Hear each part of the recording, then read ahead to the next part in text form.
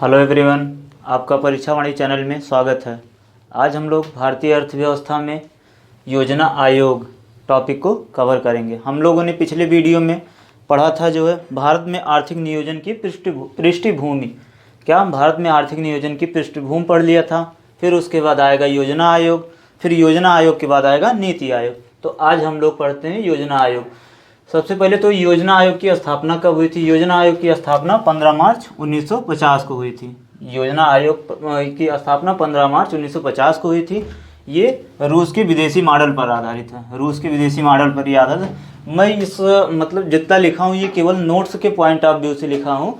बाकी जो है बहुत शार्ट में नोट्स केवल नोट्स के पॉइंट ऑफ व्यू से लिखा हूँ, और आप लोग इसे नोट डाउन करते हुए चलेंगे तो ज़्यादा बेटर होगा।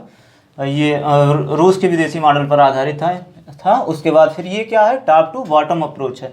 मतलब टॉप टू बॉटम, केंद्र से लेके फिर उसके बाद फिर राज्य, फिर उसके बाद राज्य से फिर मतलब सर जिला, फिर उसके बाद जो है ग्रामीण लेवल पहुंचता है। इस तरह से ये टॉप टू बॉटम मतलब टॉप लेवल से चल के नीचे बॉटम लेवल पर चलता है। जबकि जो इसके बाद जो आया है वो नीति आयोग में इसी का सेम उल्टा है। वो बॉटम टू टॉप जाता है और ये योजना आयोग टॉप टू बॉटम आता है। तो इस वजह से इसे देखते हैं टॉप टू बॉटम है ये। और फिर उसके बाद ये योजना आयोग 1 अप्रैल 1951 से लागू किया गया। अब ये जो है केंद्र सरकार की भूमिका, इसमें केंद्र सरकार की भूमिका महत्व। योजना आयोग का अध्यक्ष भी केंद्र ये होता है, प्रधानमंत्री ही होता है, और जो है केंद्र सरकार की महत्वपूर्ण भूमिका इसमें होती है। और ये परामर्शदात्री अभिकरण है। मतलब ये एक रेगुलेटरी बॉडी नहीं है, ये जो है केवल सुझाव देता है कि ये इस तरह से लागू होने चाहिए और ये इस तरह से होने चाहिए, और राज्यों को अधीनस्थ बनाता है अपना। ये मतलब राज्य जो है इस योजना आयोग के अधीनस्थ होते हैं। अब आइए हम लोग समझते हैं प्रथम पंचवर्षीय योजना।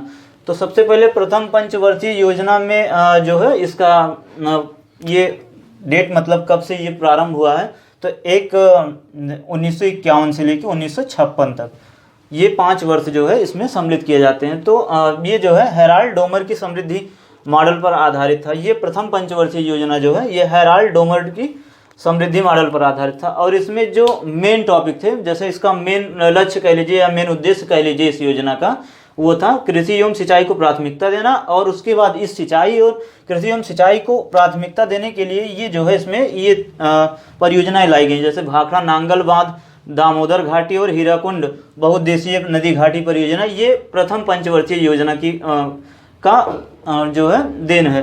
कभी कभी ये क्वेश्चन उठा लिया जाता है भाखड़ा नांगल दामोदर घाटी कौन से सन में आया, तो ये जो है 51 से 56 के बीच में है जो है। और जो इसी प्रथम पंचवर्षीय योजना की दिन, जैसे पंचवर्षीय योजना में जो है ये मैंने कुछ पॉइंट जो है छोड़ दिया है, क्योंकि वो पेपर के दृष्टि वो इम्पॉर्टेंट नहीं होते हैं। जैसे इसके अंतर्गत क्या होगा, पर्याप्त रोजगार के अवसर होंगे, फिर ग्रामीण विकास को जो है प्राथमिकता देना, सिंचाई को आर्थिक विकास को गति देना, सिंचाई के लिए पर्याप्त साधन उपलब्ध करवाना, जनसंख्या वृद्धि दर हुआ, फिर उसके बाद स्वच्छ पेयजल, प्राथमिक स्वास्थ्य और प्राथमिक शिक्षा, आवास जैसी मूलभूत आवश्यकताओं की पूर्ति करना। फिर उसके बाद जो है ये विशेष रूप से कमजोर वर्गों के लिए जो है भोजन एवं सुरक्षा देना उन्हें। तो इस प्रकार से ये जितने मूलभूत आवश्यकताएं हैं इनको तो हर पॉइंट में जो है ये किया गया है। इस मतलब ये जो अभी मैं पॉइंट बोला, इस सब पॉइंट को जितनी पंचवर्षीय योजना है सब में सम्मिलित किया गया है। इसके अलावा जो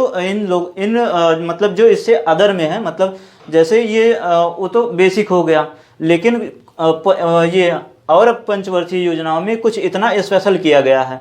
तो इस प्रकार से जो स्पेशल है उसे हम लोग नोट डाउन करेंगे, बाकी जो है वो उसे छोड़ देंगे जो बेसिक है, क्योंकि वो लोग हम लोग बुक से ही पढ़ लेते हैं उसको। अब फिर उसके बाद आइए समझते हैं दूसरी पंचवर्षीय योजना में क्या हुआ। दूसरी पंचवर्षीय योजना में जो ये आया ये कब, 1956 से 61। तो 56 से 61 में ये क्या क्या हुआ, ये नेहरू महल नोविस योजना पर आधारित थी। कौन सी योजना पर, नेहरू महल नोविस योजना पर आधारित थी।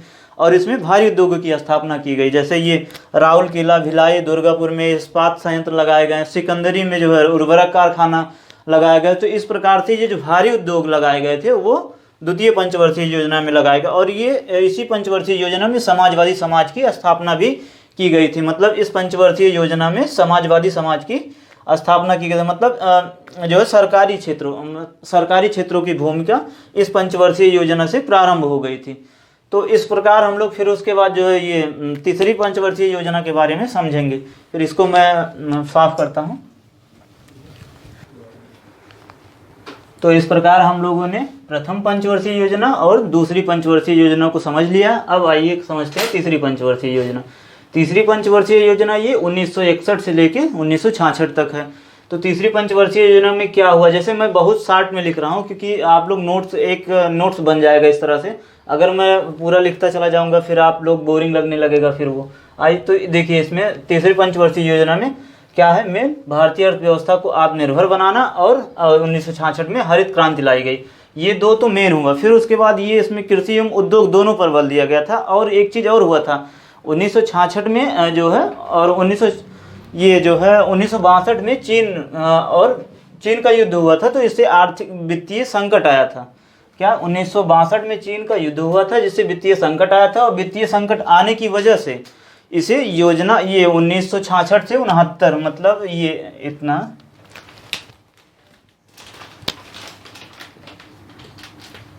1966 1969 ये 2 साल जो है योजना अवकाश कहा जाता है इसको।